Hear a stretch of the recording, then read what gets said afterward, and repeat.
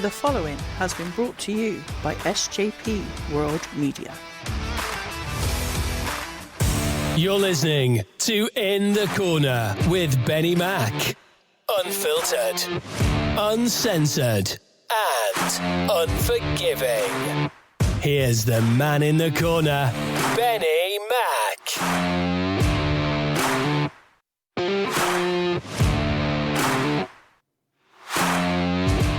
Welcome to the special Saturday edition of In the Corner here on SJP World Media. I hope you're having a good day, had a good day so far. Tonight is Extreme Rules. Very much looking forward to it for a change, I'm not going to lie. A lot of hype around this event. Could be a stellar night for a certain white rabbit, whoever that may be.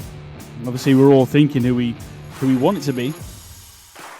If you missed yesterday's show for some reason, not yesterday's show, Thursday's show, me and Tyler went through our Extreme Rules predictions. We put our results in, what we think is going to happen. We maybe mentioned a few things that we would like to happen, and also well, basically, we talked a lot of wrestling even beforehand. It's a great episode. I loved having Tyler on, and he's going to be on for the review show for Extreme Rules. We've got to sort out when, hopefully soon. But obviously, Extreme Rules is happening tonight on the WWE Network over here in the UK. I think it's like 5 Eastern, 8 p.m. Pacific or something like that. So it's about, probably the pre-show starts at midnight like normal.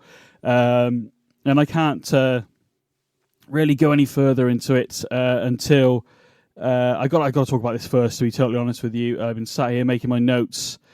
Just finished watching Smackdown. I had a big smile on my face, ladies and gents, when Smackdown started this week. Triple H was already in the ring. Great ovation, and it just, you know what? As cheesy and as fanboy as this may sound, it was really cool to see him in the ring. Obviously, we're going to see him on Monday for the Raw's premiere season premiere, and obviously the DX anniversary. So if you haven't watched WWE for a while and you haven't, but I feel like you need to watch Extreme Rules tonight, ladies and gents, or at least on delay tomorrow morning over here in the UK on the WWE Network, because I feel like it's going to be an absolute great night. But if anything else, try and tune into Raw on Monday. DX 25-year anniversary edition. 25th anniversary edition? 25th anniversary of DX, sorry. Looking forward to that. Quite exciting. But Triple H opened the show on SmackDown to hear that King of Kings music. We didn't get to see a lot of him very really. But the ovation that he did get, and, you know, it was just so cool to see him in the ring. I'm fanboying out a little bit here, I'm not going to lie, but it was so cool to see him in the ring. Triple H basically opens the show, you know, welcome to Fox, welcome to the season premiere of SmackDown. And as he's saying all this, he makes a comment about just when you think it's all over, it's just a new beginning, which I think he's referring to the fact that he is now, obviously, there was a stage where we looked like we probably wouldn't see Triple H again. And now, obviously, he is head of creative of WWE. It's no secret, especially if you listen to this show and any other wrestling outlet elsewhere. But obviously keep it locked here to SJP World Media. There's my plug. So, yeah, like I said, it's so cool to see him. I'm nerding out big time. But he had a QR code on his microphone, ladies and gents, which you kind of heard at the top of the show here. It was the Let Me In stuff. And it's basically a video of the old school Three Little Pigs with a wolf in there. Let me in, let me in. As I've already said, if you haven't listened to it, go back and listen to the Extreme Rules predictions. But I'm going to be utterly, along with a lot of people, ladies and gents, disappointed if this is not Bray Wyatt in some shape or form. I truly believe they'll lead us down a different path, and it'll seem like it isn't, and then it will be. I really hope it does. I will be watching live tonight as you listen to... Well, it's Saturday, so, you know, I will be listening live. So, yeah, obviously, normally I would do the show on a Sunday for SmackDown, but because it's Extreme Rules tonight, I've got to get the SmackDown stuff in first, and so then we can crack on and get into the big business of Extreme Rules that's happening tonight, which I've said many times, and WWE should probably, I need a job, WWE, so if you like the show, I'd like a job. There we go. But we have the retro-themed White Rabbit these pigs coming up with Let Me In, which we heard at the top of the show here. But also later on in the show, we had a video that basically shows a white rabbit in an old school 8-bit, 16-bit video game style, and or retro, as they just say now, I guess. And it basically reaches X marks the spot, which is the X in Extreme Rules. The rabbit digs down, goes down into the hole, explosions, and it says Extreme Rules, has the date flash up several times. Then it ends with, in several different languages, feed your head. So I really hope this is Bray Wyatt. I don't get much negativity here on this podcast, don't get me wrong. We moan about a few things, but I tell you what, if there's not Bray Wyatt, there's going to be some pissing moaning on the next episode, from my point of view. I want to give a shout out quickly to all the people that have been listening. Thank you very much for the comments on the Tyler show when he came on and we spoke some Extreme Rules. Steve-O, thank you for the comments. Yes, I do. I will stand by that comment always of Bray Wyatt should have beaten Cena at WrestleMania 30 all those years ago. It made perfect sense with everything that happened. I think I said on the podcast, but I'll say it again here quickly. Bray Wyatt beat Cena, Taker's streak ended, and Daniel Bryan became world champion.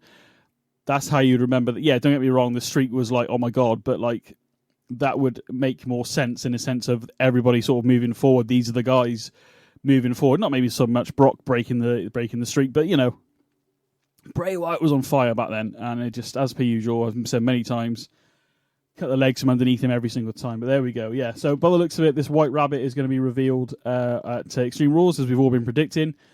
Some part of the show, actually, Michael Cole and Wade Barrett, we'll get into that in a moment, but Wade Barrett's now on Smackdown. There's a guy sat in a White Rabbit suit again behind them. And it's quite funny because nobody really pays attention to it. Not even the crowd sat next to this person. They look away or don't even acknowledge the fact there's a guy in a White Rabbit suit sat right next to them. It's quite funny, actually. But it's obviously, heavily marketed, QR codes and everything. So, yeah. As I've already said, it better fucking be Bray Wyatt.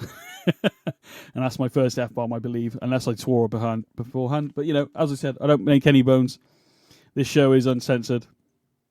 If you don't like it and I've offended you, I'm not trying to offend you, so I apologise on that. But, if you're going to stay and listen to the show, I'll probably do it again without realising. So, if it's not for you, it's not for you. But I appreciate you listening.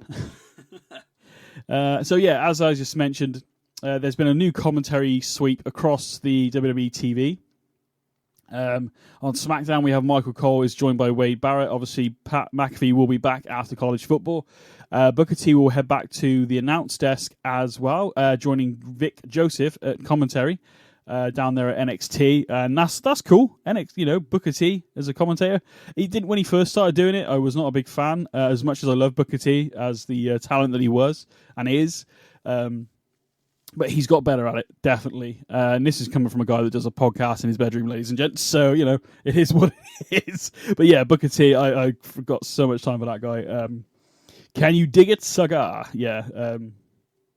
I tried the spinneroonie once, so I just ended up with a slightly bruised ankle from hitting the coffee table and basically carpet burns for the wrong reasons, ladies and gents. So, yeah, there we go. And then for Raw, unfortunately, Jimmy Smith has been let go. I actually quite like Jimmy Smith, to be honest. He took a while, but he grew on me, and I did like him. But he was on Twitter actually, and he's got he's on SiriusXM and stuff, and he was just like I didn't expect this to happen. I loved it when it happened, and I didn't expect it to end either. But I enjoyed the ride. I'm not bitter about it, because people are asking him if he's okay, which is nice. But yeah, he's not walking around being like bitter about it. He enjoyed his time there, and I thought he was actually quite good. So yeah, it's a shame, but it's a whole new season, I suppose, of wrestling for these networks. So I suppose it pays to mix it up a bit. We might see Jimmy Smith down the line. I don't know. But Kevin Patrick is going to be replacing Jimmy Smith. Kevin Patrick's been sort of backstage And he's going to be alongside Corey Graves. Byron Saxton apparently is coming off commentary and will be heading backstage as a backstage interviewer, along with Kathy Kelly, who has made a return to WWE since leaving in 2020. So a whole new announced team. There's a few others on SmackDown and NXT as well. So yeah, there's going to be new faces. If you haven't watched this week already, there's going to be some new faces going forward on the commentary team. We'll see how they pan out. I'm looking forward to Pat McAfee coming back, to be honest with you. Nothing against anybody else. Michael Cole and Pat McAfee worked together for me really well. I loved Corey Graves with Mauro Ranallo back in NXT. I thought those two were freaking brilliant. Mauro Ranallo, it's such a shame he's not with the company, or at least in front of I'm assuming he's not with the company. I haven't seen him for a while. But he was brilliant. He got that boxing sort of sport voice, which I thought worked really well for NXT takeovers and stuff. And so Mauro Ranallo, bring him back, man. I like that guy. Obviously, the most legendary commentary team ever. I've got to mention him, haven't I? Now we've been talking about commentaries, JR and King, for goodness sake, you know. So for me, anyways, in terms of WWF, WWE, so JR's a freaking legend. King was brilliant, you know, with the color commentary. So yeah, anyway, that's a different podcast. So SmackDown this week, as I said, I've literally just finished watching it. Overall, I actually enjoyed the show. The hype of the crowd was really good in Worcester, whereas on Monday Night Raw this past week, it felt like, I don't know whether the sound settings were wrong, but it felt like the crowd was very lackluster. But as me and Tyler talked about on the previous podcast, the Extreme Rules predictions, 3 hours is a long time, you know, and it doesn't necessarily all bad, as Tyler said, but, you know, it's a marathon, isn't it? Pay-per-views, you kind of set yourself up for it. So I'm hoping, you know, we riffed on this a little bit, but we're hoping that maybe down the line they will change this. But, you know, it is what it is, I suppose. So, yeah, after Triple H opened the show, the Bloodline came to the ring. Great response from the crowd. I want to say 60-40. There was definitely some boos. There were even more boos when Logan Paul came out. Logan sucks chants and everything. What I liked about this, though, is the crowd were chanting Logan sucks. And obviously I'm talking about Logan Paul. Roman said, don't worry about it. They used to do that to me as well. Now I'm one of the greatest of all time, which actually got a good pop, to be honest with you. Logan Paul doesn't say much in this whole promo, but Roman hands the mic off to Paul Heyman. Paul Heyman, you know, uses some big words and basically says, and even promotes his brother's fight that's coming up. And basically says, you know, you're just here to get more eyes on the company, basically. You are this generation's Mr. T. I don't know about that, but I understand where he's coming from. Jey Uso, you know, looking like his usual grumpy self. Basically, you know, the whole Bloodline's there, including the honorary Uso, Sami Zayn, who has been on fire lately and made everything work he's touched in the last couple of years, if not before that. But basically, Logan Paul says, I just want to know who I'm actually facing at Crown Jewel, because is it you, Roman, or is it Jey, the head of the table? So he's insinuating that Jey's head of the table. But then it becomes quite awkward between Jey and Roman, because Jey's giving it all that, you know, shouting at Logan, say, come on, I'll take you out right now.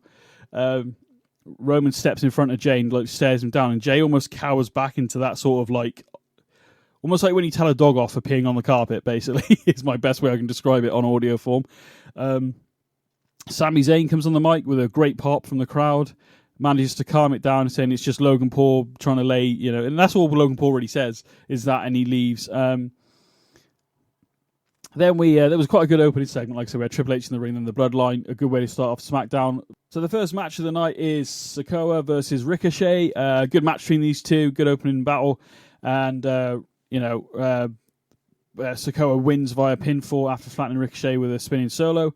He actually catches him off the top rope solo and hits it. It was a really good match. And it's basically about not disrespecting the Bloodline, basically. So you don't want to be doing that. Otherwise, you have the Enforcer Solo Sikoa coming after you. And he's looking really good in the ring, actually, to be honest. It's a shame, actually, that he had to forfeit the United States Championship. Not United States Championship, sorry. The NXT North American Championship. United States Championship. That's probably Lashley's at the moment. Talking too fast is what's going on here. Basically... Yeah, good match. I enjoyed it, actually. I'm enjoying Solo Sikoa's work at the moment. It's good to see Ricochet back on TV as well, a lot more. And, The problem is at the moment, if you're coming up against the Bloodline, I would say, you're probably got an 80% chance of losing, really, which is, but Solar Skull is looking really good. And obviously what happens with the Bloodline going forward, it's depending on how long he's with this faction together. It's actually quite good having these other members of the Bloodline, because when Roman's not there, the Bloodline's still being represented, so it doesn't feel like you're missing Roman as much, if that makes any sense, at least to me. So yeah, it was a good match. We have Hit Row coming to the ring. Looks like this is the second match of the night, and they enter the ring. Here we go, and then basically all of a sudden, 3 guys in luchador masks start attacking them, and then basically Zelina Vega is made her WWE return, and she is teaming up with Del Fantasma and Santos Escobar, Cruz del Toro, and Wild. The group of Solid Hit Row, Top Dollar, and Adonis and B-Fab. And basically, put the locker room on notice. So we've got another sort of stable here that could possibly be down the line. We were talking about on Extreme Rules predictions about how Imperium versus the Bloodline could be a really good storyline. This is another group that could be, really starting to put that tag team division back up, really, because with the Usos, with their current reign and everything, it could be interesting. That's pretty much that whole segment. It was good, though. I was really shocked to see Zelina Vega back. She's got blonde hair now. But does that give us an inkling that maybe who the White Rabbit is? Maybe it is Aleister Black. I think the only way the fans are going to like this is it's either Bray Wyatt or Aleister Black, basically, in my head. I could be completely wrong. It's just know what you think, actually, at In The Corner WWE on Twitter. We move on to a women's tag team match, the women's division. Raquel Rodriguez and Shotzi defeat Sonya Deville and Xia Li via pinfall. Xia Li and Sonya Deville are pretty much a makeshift, let's put a tag team together. And they won after via pinfall, and Rodriguez planted Deville with the Texana bomb. It was really good, actually. It was a good match. It was short, but it was good. We also, a bit later on, we have Drew McIntyre basically carrying Cross and Scarlett making their entrance to the ring. Really cool visual. Drew McIntyre appears behind Karrion Kross and basically starts attacking him, straps him. They use the straps. Obviously, their match at Extreme Rules is a strap match. But unfortunately, Drew McIntyre's failed in his attempt for revenge on Karrion Kross because the security basically distracted McIntyre, and Kross manages to get the upper hand on him using the strap and whipped him. Of course, McIntyre came to the ring with no shirt on, and when you hear that on the back of Drew McIntyre, it was like, oh, God. So a bit more hype for that match at Extreme Rules. Strap match is going to be interesting. I always worry about it. I mean, Drew McIntyre belly-to-bellied one of the security guards outside the ring. And basically, I was worried the strap was going to end up stopping him or limiting him in some way. So that's a worry. But it should be an interesting match at Extreme Rules. Before we had the main events, this was a cool moment. Just to nail it home after last week, Max Dupree beat down the Maximum Male Models members, Mace, MAC.E, and Mansoon backstage.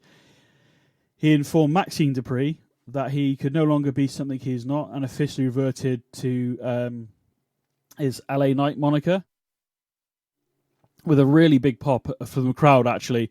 So, and next week on Smackdown, we'll be in a match against one of the former one of the Maximum Male Models.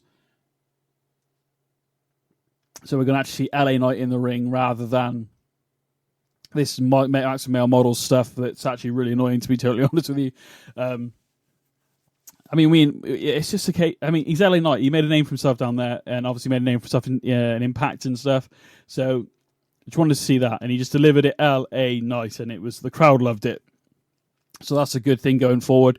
I would say at the moment, at least, he's going to be going forward as at least it seems like a babyface. We'll see how long that lasts. He does look like the type to me that might do better as a heel, but he's shaken this Max Dupree moniker. So hopefully, I'm looking forward to his match next week and seeing what he goes as LA Knight going forward. And I think he's got a bigger future as that than Max Dupree. Time will tell. Big main event on this week on Smackdown for the season premiere, and it was Intercontinental Championship. Gunther defending against Sheamus. And it starts off with them both in the ring. Again, a heavy-hitting match. Does it beat Clash the Castle? Not quite. Overall, hard-hitting. I love seeing these two guys fight. It's really good. I've always been a fan of Sheamus. Back when he was in that ECW that they did, and then when he came up to the main roster, I always liked his character. Even though I'm supposed to hate him. But there is a moment within the match where it looks like Gunther taps, but it doesn't really get addressed. So I don't know what was going on there. Maybe it was a mistake, or maybe it's meant to lead into the story for future title matches, possibly. But ultimately, everybody comes out of the ring. Sheamus's buddies, the rest of Imperium come out, and Gunther did win via pinfall after Kaiser handed Gunther the shillelagh. As I said, Gunther did appear to tap during the match, but it was not acknowledged by the referee. So I didn't take it as a tap initially, but I thought he's just, when people are like, they're in pain, so that's how I took it. But possibly it could lead into a storyline down the line. So, but we're going to have those go. Those 6 guys going out at Extreme Rules tonight on the extreme, in the match. Sorry, so we're gonna have a 6-man tag. I think it's gonna be an absolute brawl. To be honest with you, as I said, if you want our predictions, it's on the previous show. Give that a listen, and you can hear me and Tyler talking about that. This episode is very short and sweet today. Hopefully, I've not waffled too much. I hope you all have a great Saturday. I hope you have fun, and I hope you enjoy Extreme Rules tonight, and I'd love to know what you think about the show after the fact. I'm going to be tweeting during the show as much as I can at In The Corner WWE, In The Corner WWE, on Twitter. Thank you very much for listening to the show. Thank you very much for the support, and I'll see you all again. Tomorrow for some more info on the old WWE stuff. So see you later.